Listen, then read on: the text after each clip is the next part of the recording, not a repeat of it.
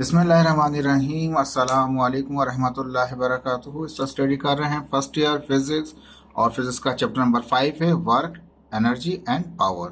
तो इस चैप्टर के अंदर हमने बहुत डिटेलली वर्क को स्टडी किया है और हमने देखा था वर्क उसे कहते हैं जिसमें एक ऑब्जेक्ट, जैसे कि फर्ज करें यहाँ पे एक ऑब्जेक्ट ए पर है और ए से मूव करके बी पे जाता है, तो ये खुद ब खुद तो नहीं जा रहा है, ये किसी फोर्स है जिसकी वजह से यहाँ तक मूव कर रहा है। और हमने वर्क के अंदर पढ़ा था जब भी हम किसी ऑब्जेक्ट को फोर्स लगाएं और वो मूवमेंट करके, वो डिस्प्लेसमेंट करके कोई फासला कवर करे, तो हम कहते हैं फिजिक्स की टर्म में कहते हैं ये जो इसने काम सफ़र किया है या जिसने मूवमेंट की है, इसने कुछ ना कुछ काम किया है जिसको हम वर्क डन कहते हैं। यानी कि डिस्प्लेसमेंट को और फोर्स की जो मल्टीप्लिकेशन है, force applied force into dot और dot to the displacement is called the work done. Work done जो है वो स्केलर क्वांटिटी है। Scalar quantity means direction doesn't matter, direction का कोई इशू नहीं है उसके अंदर, जस्ट मैग्नीट्यूड है उसके अंदर।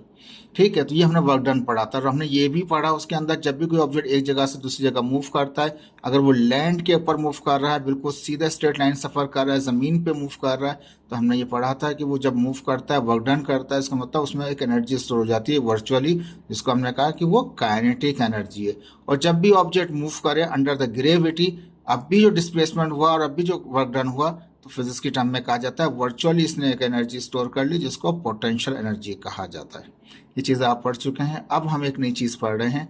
अगर ऑब्जेक्ट मूव करता है ए से बी, एक स्ट्रेट पाथ है, ठीक है, पाथ 1 है जो रेड कलर में दिखा रहा है, ए से बी सीधा चला गया। दूसरा पाथ जो है वो इस तरह से ग्रीन में दिखा रहा है, ये गया यहाँ पे मूव करता हुआ जा रहा है, इसके अंदर पाथ 2 है। तीसरा पाथ वो इस तरह से दिखा रहा है, तीसरा पाथ जो ब्लू में दिखा रहा है बी तक पहुंचने का। यानी ए से निकल के बी तक पहुंचने के हमारे पास 3 पाथ हैं, 3 रास्ते हों। ठीक है, अब अगर इनका वर्क डन पहले वाले पाथ का, दूसरे वाले पाथ का और तीसरे वाले पाथ का, यानी पहले रास्ते का, दूसरे रास्ते का और तीसरे रास्ते का, अगर वर्क डन आपस में बराबर हो जाए, तो इसका मतलब ये है कि जो इस पे जो फोर्स लग रही है वो हमारे पास कंजर्वेटिव फोर्स है। याद रख लीजिए, कंजर्वेटिव फोर्स एक ऐसी फोर्स होती है जिसके लगाने से जो वर्क डन हो तो वो रास्तों पे डिपेंड नहीं करता, वो पाथ पे डिपेंड नहीं करता, वो आपकी इनिशियल और फाइनल डिस्प्लेसमेंट के ऊपर डिपेंड करता है, पाथ के ऊपर डिपेंड नहीं करता। और उनका जो वर्क डन होता है पाथ का, वो हमेशा इक्वल आता है। तो ऐसी फोर्स से कहलाती हैं कंजर्वेटिव फोर्स कहलाती हैं। ग्रेविटेशनल फोर्स जो है, इलेक्ट्रोस्टैटिक फोर्स जो है, मैग्नेटिक फोर्स हैं आपके पास जो मैग्नेट में से निकल रही हैं, इलेक्ट्रोस्टैटिक जो चार्ज स्टैटिक हालत के अंदर है, ग्रेविटेशनल फील्ड अंडर ग्रेविटी जो काम कर रहे हैं हमारे पास, स्प्रिंग फोर्स जो है, स्प्रिंग कांस्टेंट फोर्स है F = -kx, ये तमाम चीज़ें एग्जाम्पल हैं किसकी, कंजर्वेटिव फोर्स की। कंजर्वेटिव फोर्स का मतलब ये है कि इनके अंदर किस रास्ते के ऊपर डिपेंड नहीं करता, किसी भी पाथ के ऊपर, किसी भी एक पॉइंट से दूसरे पॉइंट पे पहुंचें, कोई सा भी रास्ता इख्तियार करें आप, वर्क डन क्या होगा, वो इक्वल होंगे आपस में। तो ऐसी फोर्स को बोलेंगे हम कंजर्वेटिव फोर्स। ठीक है, दोबारा रिकॉल कर देता हूँ आपको। रास्ते 3 हैं, ए से बी तक जाने के, पाथ 1 2 3, 3 रास्ते हैं। तीनों रास्तों का जो वर्क डन है अगर आपस में बराबर आ जाए, डिपेंड ना करे रूट के ऊपर, इसका मतलब उस पर जो फोर्स लगी थी, चाहे पहले रास्ते पे, दूसरे रास्ते पे और तीसरे रास्ते पे जो भी फोर्स लगा रहे हैं, वो कंजर्वेटिव फोर्स है।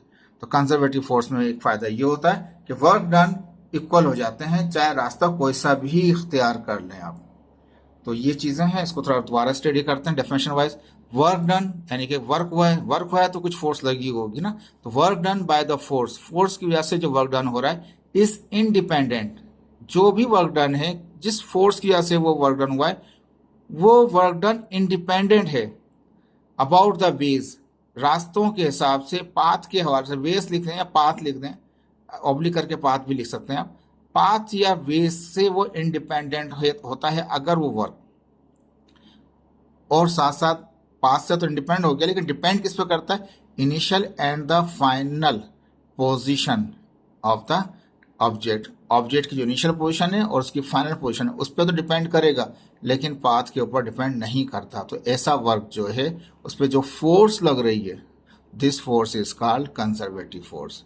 ये जो फोर्स होती है उसे क्या कहते हैं हम, कंजर्वेटिव फोर्स कहते हैं। यानी कंजर्वेटिव फोर्स एक ऐसी फोर्स है उसकी वजह से जो वर्क डन होता है वो डिपेंड नहीं करता पाथ पे, लेकिन डिपेंड करता है इनिशियल और फाइनल वेलोसिटी को। तो ऐसी फोर्स को बोलते हैं कंजर्वेटिव फोर्स कहा जाता है। और डेफिनेशन इस तरह से लिख दिया, when an object is moving from one point two another point in a different ways, एक पॉइंट ए, किसी एक पॉइंट से दूसरे पॉइंट तक ऑब्जेक्ट मूव कर रहा है और वो दूसरे मुख्तलिफ किस्म के डिफरेंट पाथ हैं, रास्ते हैं। And objects work done is independent about the path, वो पाथ को ऊपर कोई डिपेंड नहीं करता, but depend the initial and final point of the object, object के इनिशियल और फाइनल पॉइंट पे डिपेंड करता है। Such force which generate this work done, ऐसी फोर्स जो ये काम करवाए जिसमें डिपेंड ना करे पाथ के ऊपर, बस इनिशियल फाइनल पोजीशन पर डिपेंड करे, तो ऐसी फोर्स जो इसको जनरेट कराए ऐसा वर्क डन, ऐसी फोर्स को बोलेंगे कंजर्वेटिव फोर्स बोलेंगे।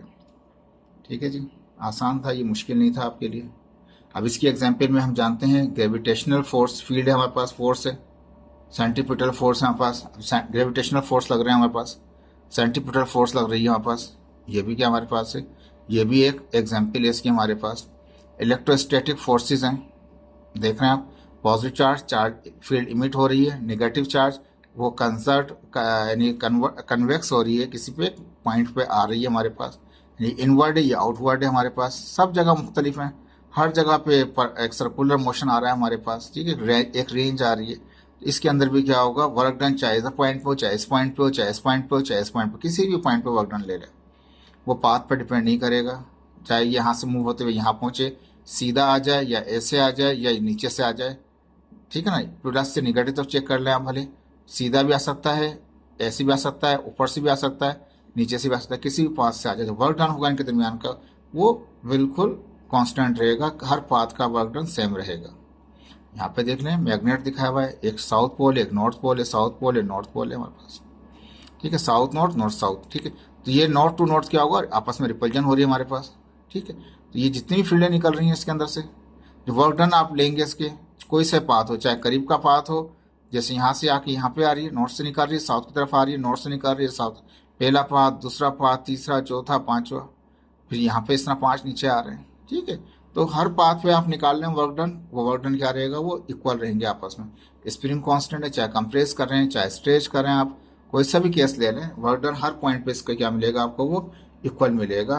यानी कि एक पॉइंट से दूसरे पॉइंट के दरमियान में वेस मुख्तलिफ हो सकते हैं उसके, लेकिन वो बराबर रहेगा। तो ऐसी फोर्स को जिसके अंदर क्या रहे, वर्क डन आपस में बराबर रहे, दोबारा रिवाइज कर देता हूँ आपको, वर्क डन क्या रहे उनके आपस में बराबर रहे, पाथ के ऊपर डिपेंड ना करे, वो इनिशियल और फाइनल डिस्प्लेसमेंट पर डिपेंड करे, ऐसी फोर्स को हम बोलते हैं कंजर्वेटिव फोर्स।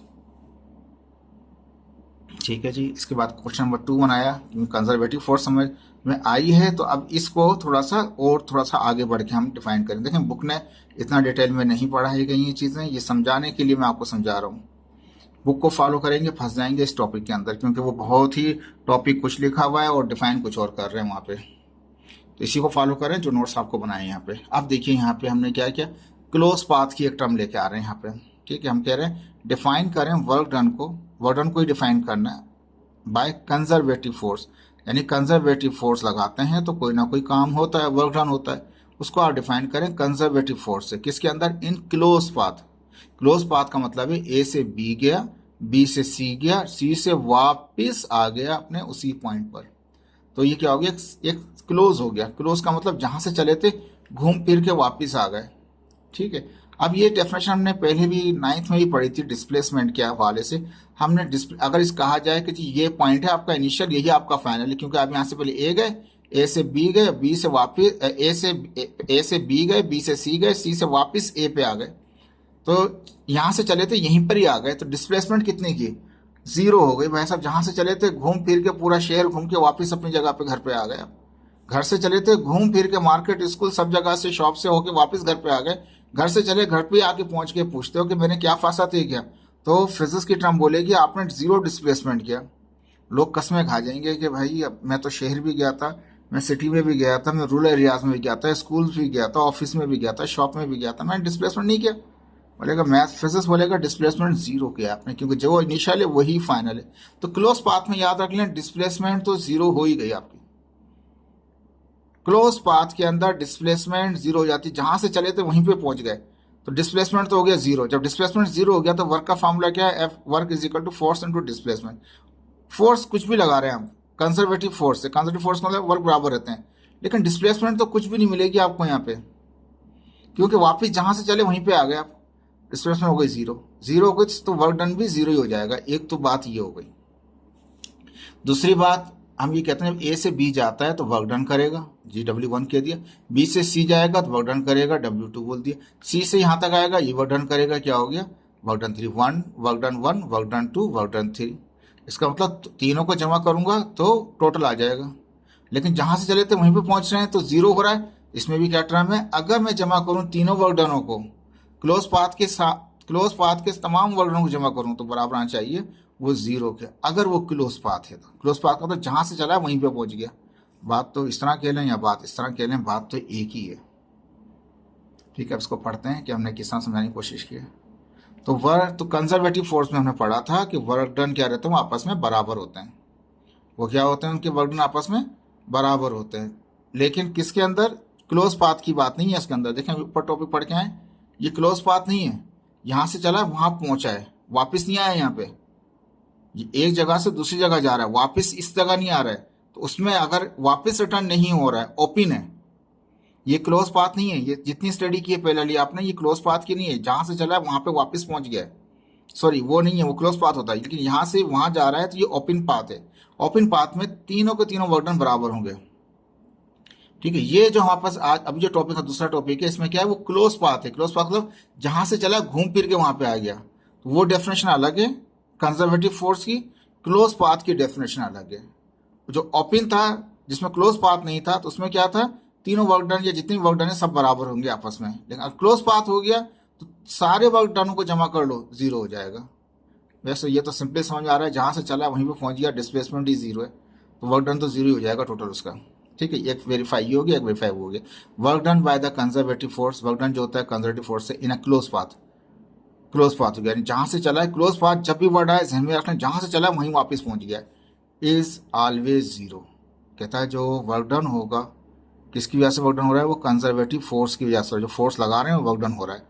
लेकिन किस में, क्लोज पाथ में। क्लोज पाथ में जहां से चला है घूम फिर के वापस वहीं पहुंच गया, तो ये जो वर्क डन होगा ये जीरो होगा, because such work done by the conservative force does not depend on the path. कहता है ये जो है पाथ पे तो वो डिपेंड करता ही नहीं है। डेफिनेशन जो है कंजर्वेटिव फोर्स की, work done by the conservative force की डेफिनेशन ये है कि पाथ पे तो डिपेंड करता ही नहीं है। तो यहाँ पे लिखा because such work done by the conservative force does not depend on the path, path पे डिपेंड नहीं करता, but depends on the initial and the final position in a close path. ठीक है, तो उसकी इनिशियल और फाइनल, इनिशियल भी यही है, फाइनल भी यही है। तो कहता है कि in a close path initial and final position are same. Same का मतलब है मीन जीरो डिस्प्लेसमेंट, डिस्प्लेसमेंट ही नहीं हुई कुछ, जहां से चला वहीं वापस पहुंच गया, तो डी क्या हो जाएगा, जीरो हो जाएगा। डिस्प्लेसमेंट जीरो हो गया तो वर्क डन भी जीरो हो जाएगा। तो ये तो एक तो सिंपल हो गया। दूसरा ये था कि तीनों जितने भी वर्क डन हो रहे हैं सबको जमा करो, बराबर आना चाहिए जीरो के, किसमें, क्लोज पाथ का ये रूल है। ठीक है, अब ये कैसे होता है हम ये भी यहाँ पे अब ड्राइव करेंगे। अब ये आ गया तीसरा सवाल हमारे पास। बुक में फिगर इस तरह बना रखी है, यहाँ पे बीटा दिखा दिया, यहाँ पे अल्फा दिखा दिया, सारा डेरिवेशन उल्टा पुल्टा कर दिया उसने। तो उसकी फिगर को फॉलो नहीं करना, बुक की फिगर को फॉलो नहीं करना। बुक में जो क्या कहते हैं मैं आपको दिखा देता हूँ यहाँ पे। देखें बुक में इस तरह दिखा रखा है, ये जो फिगर बुक की है इसको फॉलो नहीं करना। डेरिवेशन यहाँ अल्फा यहाँ बीटा है, डेरिवेशन उसने इस तरह बनाई है। ठीक है, तो ये तो फिगर इसकी गलत है, क्योंकि यहाँ अल्फा चाहिए यहाँ बीटा चाहिए, जिससे इसने डेरिवेशन बनाई है। ये डेरिवेशन कुछ और है, फिगर कुछ और है, तो ये यहाँ से फॉलो फिगर नहीं कीजिएगा। दूसरा एक चीज याद रख लें, work done in a gravitational field is independent of path, path से इंडिपेंड होता है। उसको समझाने के लिए ये फिगर नहीं आएगा, वो केस दूसरा आता है। तो ये टॉपिक इसका जो है ना, हमने बिल्कुल चेंज तरीके से यानी कि यही फॉलो किया है, लेकिन ये टॉपिक ये नहीं बनेगा, ये टॉपिक कुछ और बनेगा। समझाते हैं फिर वापस आएंगे इसके ऊपर, याद रखिएगा। अब देखें एक चीज़ है, एक ऑब्जेक्ट है वो ए पे मौजूद है, ए बी सी, ये तीनों के तीनों एयर के अंदर है, अंडर द ग्रेविटी है। अंडर द ग्रेविटी का मतलब ये है, या अंडर द ग्रेविटेशनल फील्ड का मतलब ये है कि वो ज़मीन के ऊपर नहीं है, ज़मीन से ऊपर है, ज़मीन से ऊपर है, हवा के अंदर है, जहाँ पे ग्रेविटी एक्ट कर रही है। खाला की बात नहीं कर रहा, स्पेस की बात नहीं कर रहा, स्पेस में ग्रेविटी एक्ट नहीं करती। तो ना तो ज़मीन के ऊपर की बात कर रहा हूँ मैं, और ना मैं स्पेस की बात कर रहा हूँ। मैं बात कर रहा हूँ हवा में से। एरोप्लेन होता है, मिसाइल होता है, बुलेट होता है, बंदा जंप कर रहा होता है, ठीक है, कोई बॉल ऊपर क्रिकेट का शॉट लगता है, बॉल ऊपर जा रही होती है, ऊपर से नीचे आ रही होती है, तो वो अंडर द ग्रेविटी होती है। तो ए बी सी तीनों पॉइंट जो हैं ये अंडर द ग्रेविटी हैं, ये ध्यान में रख ले। अब ऑब्जेक्ट ए पे था, ए पे था तो क्या होता है, ग्रेविटी अर्थ नीचे है, तो कहाँ आएगा, ये नीचे की तरफ आएगी। इसका वेट की जो फोर्स होगी कहाँ आएगी, ए की फोर्स, हम एक्सटर्नल फोर्स नहीं लगा रहे हैं अभी, हम ये जितना भी पॉइंट है ए से बी जाएगा, बी से सी जाएगा, सी से वापस अगर ए पे आता है, अंडर द ग्रेविटी है, अंडर द ग्रेविटी ही हम एक्ट करा रहे हैं, इसको समझ रहे हैं, एक्सटर्नल फोर्स की बात नहीं कर रहे इस वक्त। ये जो ए पॉइंट पे था तो इस पे जो फोर्स लग रही है वेट की लग रही है downward, W is equal to mg, ठीक है। और हमने ये कहा कि यहाँ से जब ये मूव करता है पहले बी पे जाता है under the gravity, g force downward है, इसी फोर्स के वेट की फोर्स, जो वेट बराबर है किसके, mg के, इसी फोर्स की वजह से ये यहाँ से यहाँ तक मूव करता है। तो जो फासला कवर करता है यहाँ से तक वो S1 है, ठीक है। और ये एंगल बना फोर्स, डाउनवर्ड फोर्स और इसके दरमियान में, वो एंगल बिटवीन देम कितना है, वो अल्फा है। अब यहाँ से जाता है मूव करता हुआ यहाँ पे, डिस्प्लेसमेंट हो गई S2, यहाँ से B से C तक की डिस्प्लेसमेंट हो गई S2, ये S1 फर्स्ट डिस्प्लेसमेंट है, ये सेकंड डिस्प्लेसमेंट है, और यहाँ से वहाँ तक की डिस्प्लेसमेंट है वो S3 है, ठीक है। तो S1 और फोर्स ने जो एंगल बनाया वो अल्फा था। अब ये डिस्प्लेसमेंट S2 है और फोर्स ऊपर से नीचे आ रही है, फोर्स ऊपर से आ रही है, मैंने यहाँ पे 1.90 लिख दिया, यानी कि फोर्स और इस डिस्प्लेसमेंट के दरमियान एंगल बिटवीन कितना हो गया, वो 90 हो गया, ठीक है। अब यहाँ से वो ऊपर जा रहा है, यहाँ तो दोनों के दोनों डाउनवर्ड थे, दोनों के दोनों डाउनवर्ड थे, फोर्स भी वेट नीचे लग रही है और ये भी नीचे ही आ रहा था अर्थ की तरफ। अब यहाँ पे सी से जब वापस ए पे जाएगा, रिटर्न करेगा अपने वापस इनिशियल पॉइंट पे, तो फोर्स तो ये नीचे ही आ रही है, लेकिन ये जाएगा अपोजिट, ऊपर जाएगा, यानी कि एरो दिखाया मैंने, ऊपर जा रहा है, और ये वेट का जो एरो है वो डाउनवर्ड है। तो ये दोनों हो गए एंटी पैरेलल हो गए, लेकिन बिल्कुल एग्जैक्टली बिल्कुल अपोजिट नहीं हुए, ये कुछ एंगल भी बना है।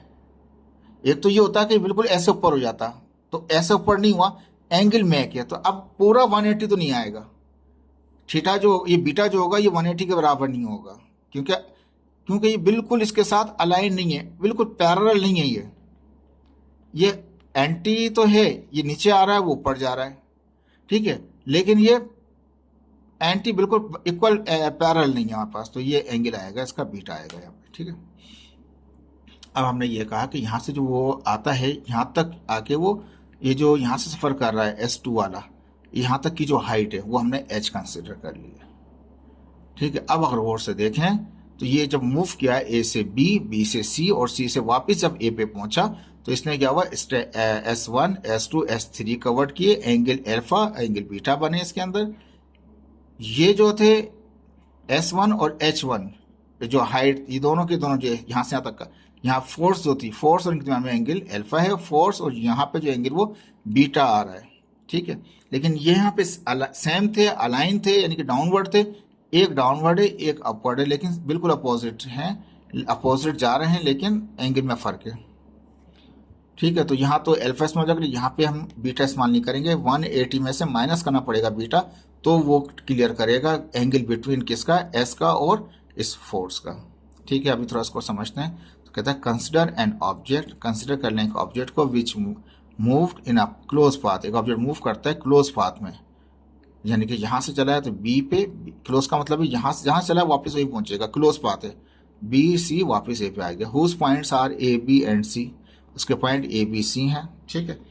Like triangle A B C in the gravitational field, और ये तीनों के तीनों ग्रेविटेशनल फील्ड के अंदर है। Initially object is place at point A, initially object A पे था, then move to B with displacement S1, A से जब बी पे पहुंचा तो डिस्प्लेसमेंट S1 कवर्ड की, then move B to C, तो बी से सी पहुंचा, डिस्प्लेसमेंट S2 कवर्ड की, and then move from C to A, C से वापस ए पे आया, ठीक है, कवर्ड डिस्प्लेसमेंट S3।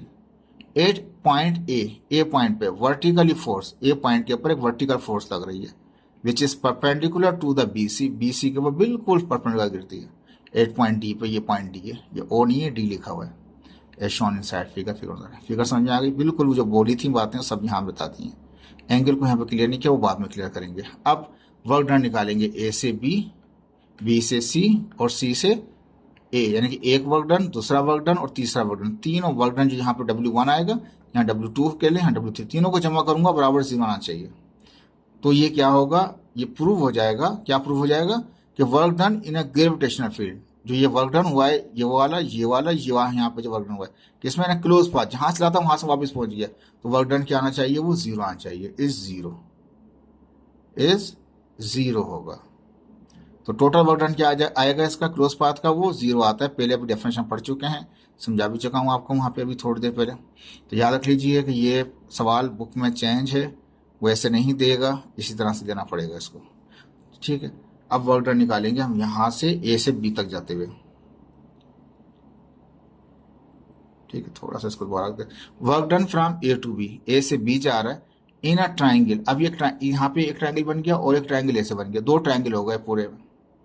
एक ट्राइंगल कौन सा हो गया, बी ए डी, एक ट्राइंगल ए से बी जाते वक्त एक ट्राइंगल है BAD, और लेट फर्स्ट कर लिया कि जो एंगल है, ये थोड़ा सा पेपर मिल नहीं रहा साइन, आप एंगल का साइन बनाइएगा इस तरह से बनता है, ऐसे आके जो ऐसे बनता है ऐसा बनाइएगा आप। BAD वो क्या है, वो अल्फा है। तो वर्क डन ए से बी क्या है, WAB हो गया। वो क्या, जो फोर्स लगाएंगे और कौन सा होगा, डिस्प्लेसमेंट S1 है। फोर्स क्या है, वो W है, W = mg आ जाएगा। लेकिन फोर्स को F ही कह रहे हैं, क्योंकि एक ही फोर्स है ग्रेविटेशनल फील्ड, वो यहाँ पे भी लग रही है, यहाँ पे भी लग रही है, यहाँ पे भी लग रही है, यहाँ पे हर जगह लग रही है, ठीक है। यही है, लेकिन एंगल बिटवीन देम जो होगा वो अलग अलग है उसके, यहाँ पे कुछ और है, वहाँ पे कुछ और है, यहाँ पे तो 90 है, ये वाला फिक्स है। इस वाले के लिए 90 फिक्स है, क्योंकि परपेंडिकुलर आगे गिरा है। यहाँ पे 90 मिला हुआ, यहाँ का अल्फा नहीं मिला हुआ, ना यहाँ का बीटा मिला हुआ है आपको। तो एंगल BAD जो कि अल्फा है, तो वर्क डन जो हो रहा है ए से बी के दरमियान में, वर्क बराबर होता है फोर्स इंटू डिस्प्लेसमेंट, तो फोर्स तो वेट की है, डिस्प्लेसमेंट S1 है।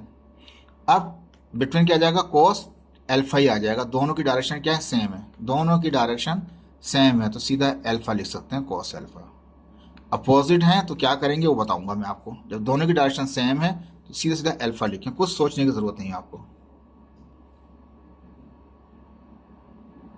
नाउ इक्वेशन हो गया। अब कहा कि ट्राइंगल, लेकिन इसको थोड़ा सा ऊपर कर लेते हैं, मैं पिक्चर दोबारा यहाँ लगा दी ताकि समझाने में आसानी हो जाए। अब ट्राइंगल कौन सा है, BAD, वही वाला जो ऊपर वाली पिक्चर, वही सेम पिक्चर है।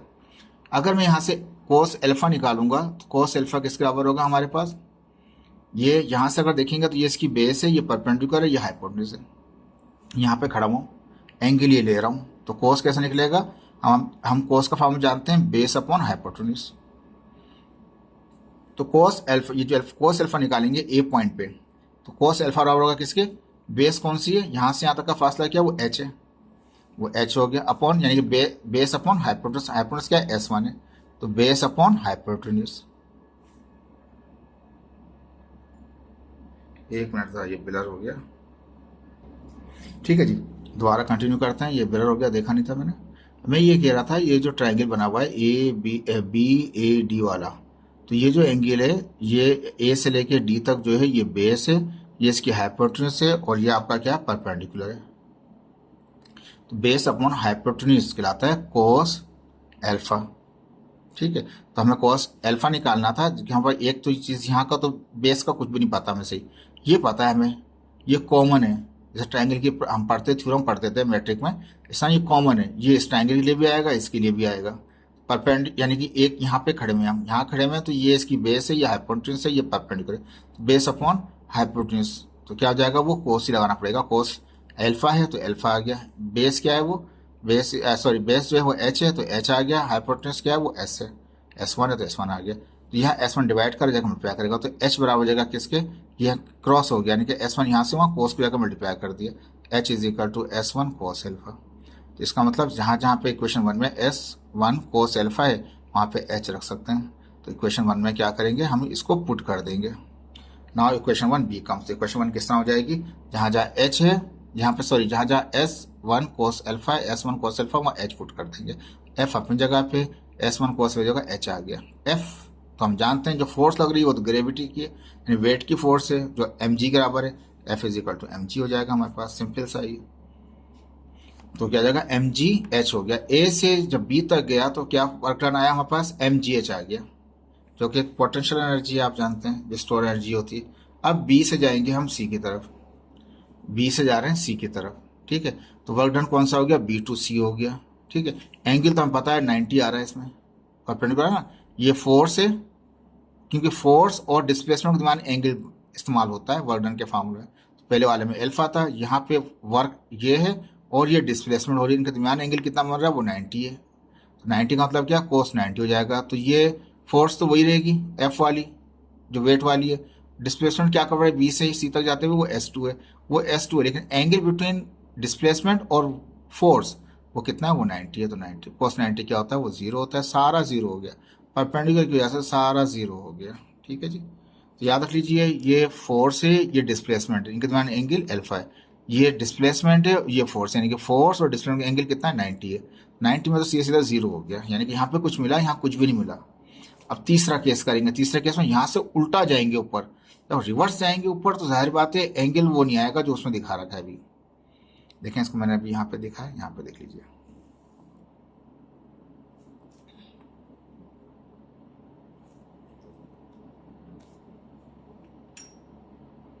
ठीक है, अब वही पिक्चर है हमारे पास। अब जा रहे हैं हम सी से ए की तरफ, work done from C to A, C से जा रहे हैं ए की तरफ in triangle C A D. तो एंगल कौन सा है, वो इस बीटा, एंगल क्या है उसका, वो बीटा है। अब ये तो एंगल बाय बीटा यहाँ पे आया, लेकिन ये जो है नीचे नहीं आ रहा है, ये ऊपर जा रहा है। S3 कहाँ जा रहा है, अपवर्ड, यहाँ से आहिस्ता आहिस्ता आहिस्ता ऊपर जाते जा रहे हैं। फोर्स कहाँ आ रही है, फोर्स नीचे आ रही है।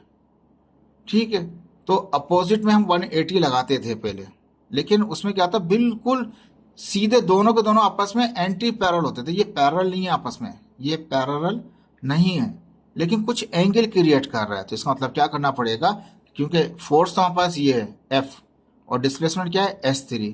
तो वर्क डन क्या होगा हमारे पास, वो होगा C से A तक का F इंटू S3।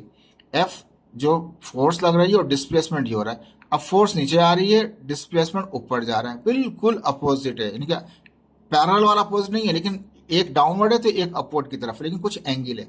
तो क्या करना पड़ेगा, FS3 कोस थीटा लगाते थे, तो थीटा में क्या आ जाएगा हमारे पास, अब अपोजिट हैं, दोनों अपोजिट हैं, तो 180 तो आना ही आना है, लेकिन जो ये एंगल है वो आपको माइनस करना पड़ेगा, तो माइनस बीटा लगा दें आप।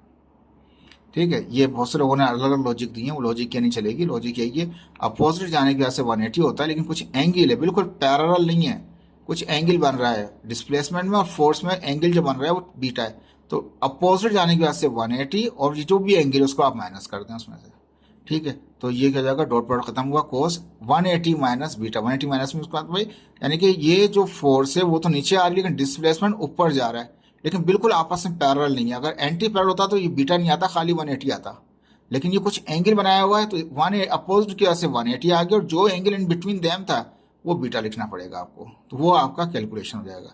तो ये एक प्रॉपर्टी इस्तेमाल कर रहे हैं, कोस 180 माइनस बीटा, ये पूरा का पूरा बराबर होता है माइनस कोस बीटा के। ठीक है, F अपनी जगह पे, S3 अपनी जगह पे, डॉट हटाया था तो कोस थीटा आना था, लेकिन थीटा में हमने कहा कि ये डाउनवर्ड है वो अपवर्ड है, तो इसलिए 180 आना है, लेकिन जो एंगल इनके दरमियान आ रहा है वो माइनस करना पड़ेगा। और ये कोस 180 माइनस बीटा ये खुद बराबर होता है किसके, माइनस कोस बीटा के। तो माइनस यहाँ है, इसको बाहर रख देंगे, तो क्या जाएगा, FS3 कोस बीटा हो जाएगा। अब ये बीटा से यहाँ से चेक करें हम, तो क्या होगा, ये इसकी बेस है, ये इसकी हाइपोटेन्यूस है, ये परपेंडिकुलर है, तो कोस बीटा कैसे निकलेगा, बेस अपॉन हाइपोटेन्यूस। बेस क्या है, वो H है यहाँ से यहाँ तक का, तो वो H अपॉन हाइपोटेन्यूस क्या है, S3, तो S3। अब ये S3 यहाँ डिवाइड करा तो वहाँ जाके कोस बीटा को मल्टीप्लाई करेगा, तो S3 मल्टीप्लाई करेगा कोस बीटा को, H आ गया पास। तो अब इक्वेशन 2 किस तरह हो जाएगी, माइनस अपनी जगह पे, F अपनी जगह पे, S3 कोस बीटा, तो S3 कोस बीटा की जगह क्या आया, H लगा देंगे हम यहाँ पे। देखिए आसान है, ये कोई मुश्किल नहीं है, लेकिन समझ में आना चाहिए डायग्राम में किस तरह क्या है। जब यहाँ पे हमने क्या किया, माइनस F अपनी जगह पे, S3 कोस बीटा, तो S3 कोस बीटा H के बराबर है, तो H आ गया। माइनस समझा F बराबर है वो फोर्स है, तो वो फोर्स तो mg के बराबर ही है, mg, तो माइनस mgh आ गया। अब क्योंकि क्लोज पाथ है, तो वर्क डन यहाँ का, वर्क डन यहाँ का, वर्क डन यहाँ का, तीनों को जमा करूँ तो कितना निकलेगा, वो जीरो आना चाहिए मेरे पास, तो प्रूव हो जाएगा।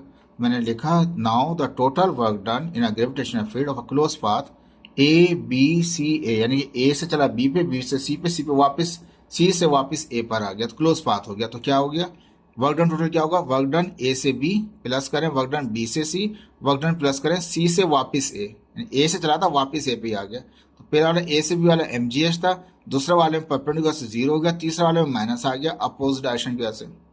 तो ये प्लस का ये माइनस का कैंसिल जाएगा, टोटल क्या आ गया, वर्क डन 0 आ गया।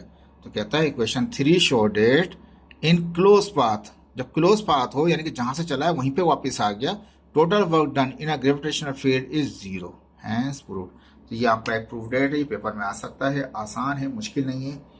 थोड़ा बड़ा नजर आ रहा है आपको क्योंकि ये कंप्यूटर पे दिखाने के लिए आपको साफ साफ बनाया गया, आप इसको बनाएंगे इजीली आप इसको सॉल्व कर सकते हैं, आसान है, मुश्किल नहीं है।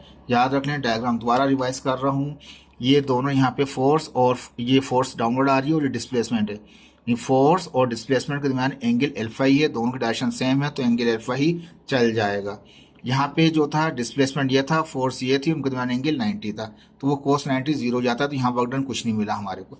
यहाँ पे केस क्या था, ये नीचे नहीं आ रहा था, यहाँ से उल्टा ऊपर जा रहा था, फोर्स नीचे आ रही है और ये ऊपर जा रहा है, तो जब अपोजिट जा रहा होता है तो 180 लाजमी आता है, इसलिए वहां पे हमने कोस में 180 इस्तेमाल किया। दूसरा माइनस करना पड़ेगा बीटा, इसलिए कि वो बिल्कुल एंटी पैरेलल नहीं है, बिल्कुल ऐसा नहीं है कि ये नीचे आ रहा है वो ऊपर जा रहा है, ऐसा नहीं है, कुछ एंगल बन रहा है, तो 180 में से माइनस करना पड़ेगा बीटा आपको। देखें लेक्चर को आप अच्छी तरह से देखिए, इसको समझने की कोशिश कीजिए, जो पुराने लेक्चर पढ़ाए मैंने आपको इनके नोट्स से फ़ायदा सिंपल ऐसे ना उठाएं, इसको लेक्चर को सुने आप, आपको फ़ायदा होगा। फिजिक्स इंशाल्लाह आप लोगों की अच्छी और एक कॉन्सेप्शनल आपका हो जाएगा। काइंडली लाइक भी करें, सब्सक्राइब भी करें और शेयर भी करें इसको। थैंक यू सो मच, अल्लाह हाफिज़।